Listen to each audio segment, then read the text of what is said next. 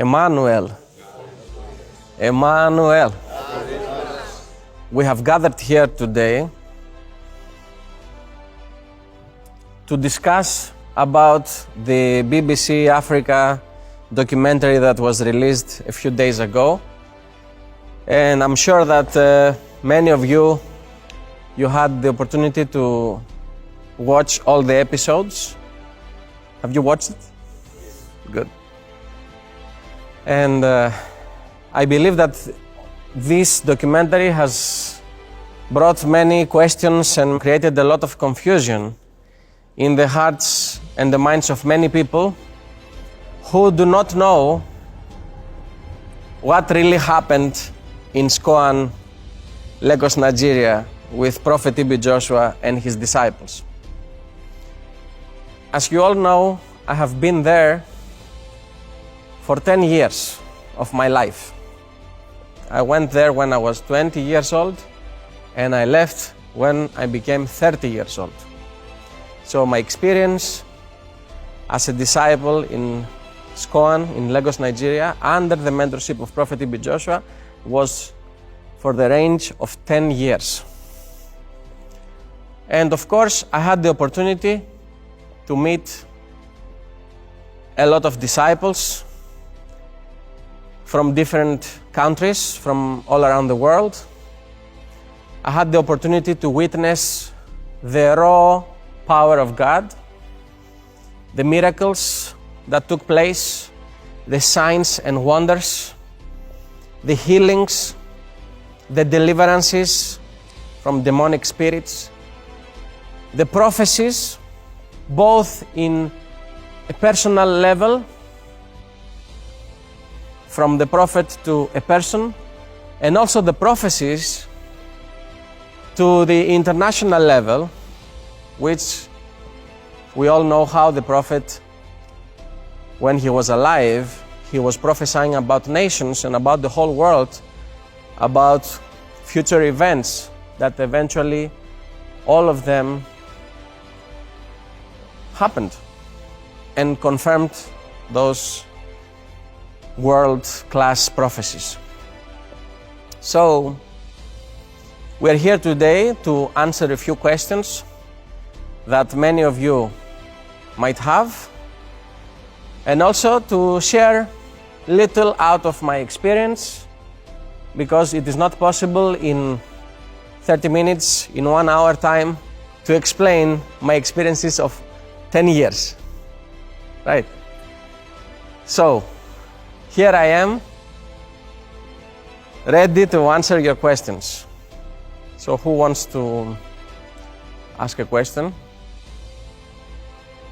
So, my question is that in the BBC documentary, it was mentioned that there was a specific room on the upper floor that was connected with 4 staircases, that the prophet was alone, was living alone, and he was calling female disciples to go alone in that room. Mm-hmm. Was that room exactly as it was described? And was the prophet indeed calling female disciples to go alone? Mm-hmm. Okay, thank you very much for your question. So, Prophet TB Joshua, as we all know, was a man of prayer.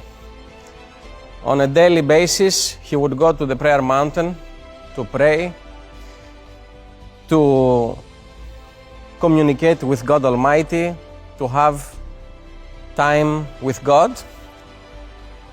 And the prayer mountain was in a different location from the church building and where his house was, where his apartment was.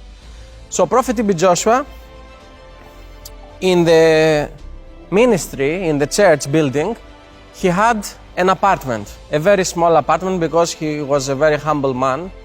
He didn't like too much comfort. And his apartment was just a 2-room apartment.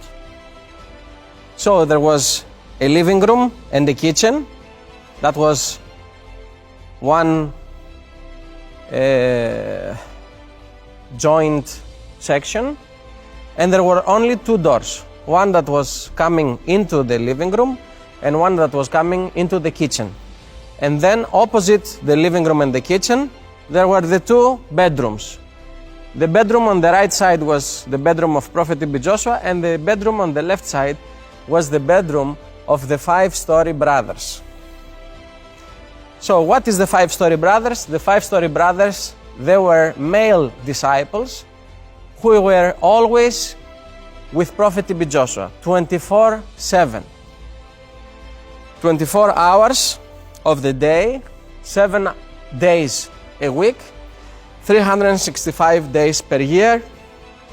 These 5-story brothers, they were always with the Prophet. And I was privileged to be one of them for some years, along with my fellow wisemen, wiseman Daniel, wiseman Christopher, wiseman Racine, and wiseman John Chi. All of us, we had the opportunity to be part of the 5-story brothers and live in the same house, in the same apartment with Prophet T.B. Joshua. So there is no way somebody will enter that apartment and we will not know. There is no way a female disciple will enter that apartment and we will not know, because the door of the disciples, of the male disciples, was always open, and we were always ready to take action in case Prophet needs something, in case he will call us, in case he wakes up during the night and he might need something, and he will call us and we go to serve him. We prepare something for him, to drink a tea, to eat something or whatever.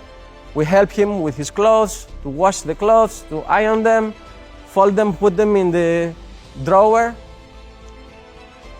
and any other assistance that he might need was done by boys, by men, by the 5-story brothers.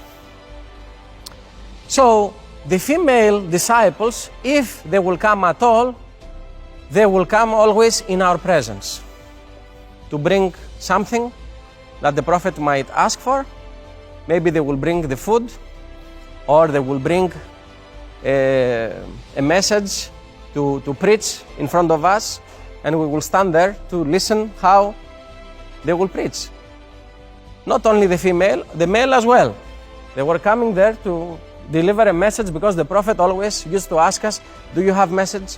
Yes, sir. Okay, let me hear your message. Do you have message? Yes, sir. Let me hear your message. He always wanted to know the people who are working with him, if they have a message in their heart ready to preach, because it's all about Jesus, it's not all about us. So I want to say, in the presence of all of you and to the whole world, that there is no way a female sister, a female disciple will come into the apartment of Prophet T.B. Joshua alone and we will not know, because we were always there with him. We will know. If anything like this would have happened, first of all, we will know, we will see, and those of us who are really genuine believers, genuine Christians, and we knew that we were there to build a personal relationship with Jesus, if we took notice of something like that, the first thing, we will be the first people to come out and talk and say, hey, everybody, wake up. This man is not righteous. This man is not doing the right thing. We would be the first people to come out and expose him. So all those stories you hear on BBC documentary was definitely not true.